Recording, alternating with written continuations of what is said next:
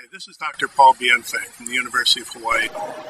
Today we're going to review the status of fisheries through the centuries, and in particular we're going to explore the suite of forces that have taken the oceans from what was originally viewed as an inexhaustible resource to one that we understand today needs to be very carefully managed to be sustainable.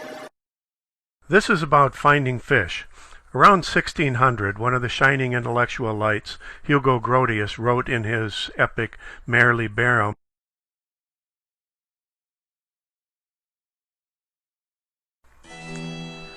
"For it is a universal law that the sea and its use is common to all. For everyone admits that if a great many persons hunt on the land or fish in a river, the forest is easily exhausted of wild animals and the river of fish.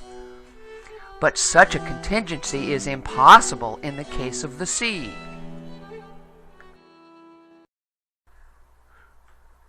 For the next 350 years, the sentiment prevailed that the oceans were, for all intents and purposes, inexhaustible. Today, we definitely don't feel that way. To the contrary, today we have substantial evidence for the exhaustibility of ocean's fisheries resources, especially many of those fisheries that we prize the most.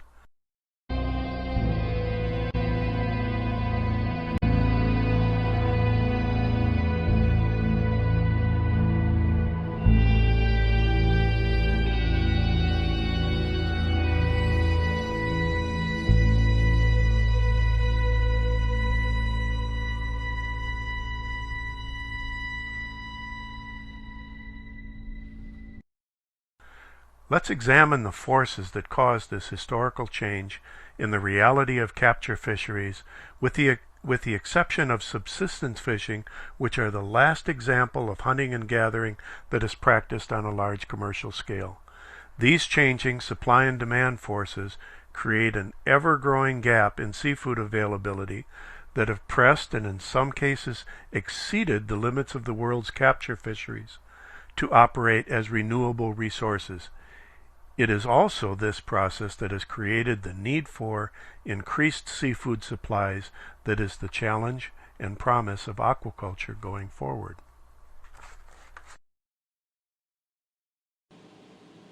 So, let's examine the forces that took our oceans from inexhaustible to exhaustible resources.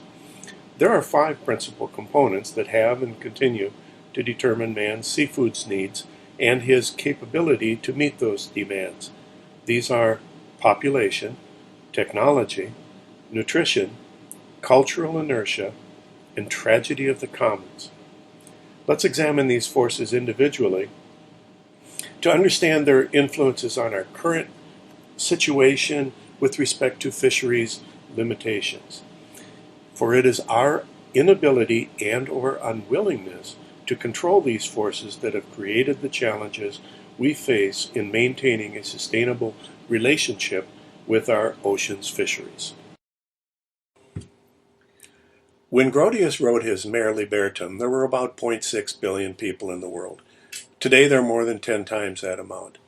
The U.S. didn't exist, Australia was unknown, Japan was a small, insulated island country, and almost no one had heard of Korea, China, or South America. Most food came from hunting and gathering exercises. Agriculture production was almost totally in the form of small family farms that pretty much just fed themselves. Seafood represented important components of nutrition, essential proteins, and caloric intake. Fishermen consisted entirely of hardy souls who lived along the coasts. They ventured out to sea, perhaps a few miles only, in open boats before dawn, and they literally took their lives in their hands. They couldn't go farther than they could row or sail.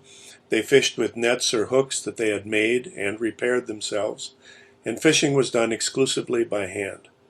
They couldn't catch more than they could handle in a small boat and/or expect to sell to the local populace later that day when they returned to shore. And, oh yeah, a lot of these fishermen never came back. The second item is technology. The fishing technology in Grotius' time wasn't that much different from which prevailed in ancient times.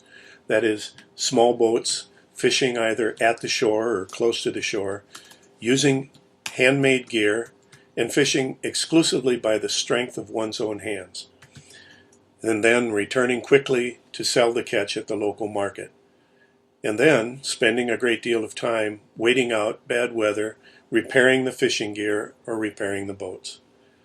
The boats themselves were typically around 6 to 10 meters long, that is 20 to 30 feet, completely open to the elements and powered entirely by oars or small sails. There were a lot of places, times, and conditions when fishing was simply impossible. Nets and lines were made of plant fibers and required constant repair. Nets were weighted down by meshed or lined attachments to stones, and floats consisted of simple pieces of wood that allowed the nets to remain more or less suspended in the open water. In short, up to about 50 years ago, fishermen couldn't catch very much. Most of the modern methods of catching fish have analogs in traditional practices that have been used for millennia. For context, let's take a look at a number of traditional fishing techniques to understand how they evolved into the current high-tech condition. Spears and arrows were used when the target was fairly large, slowly moving, or trapped fish that were visible and could be approached by stealth. Sometimes fish were detained by interrupting their natural movements. Sometimes fish were corralled in passive traps like weirs or Hawaiian fish ponds. Once confined, these could either be easily shot, removed, or grown to a larger size to be eaten at a later time.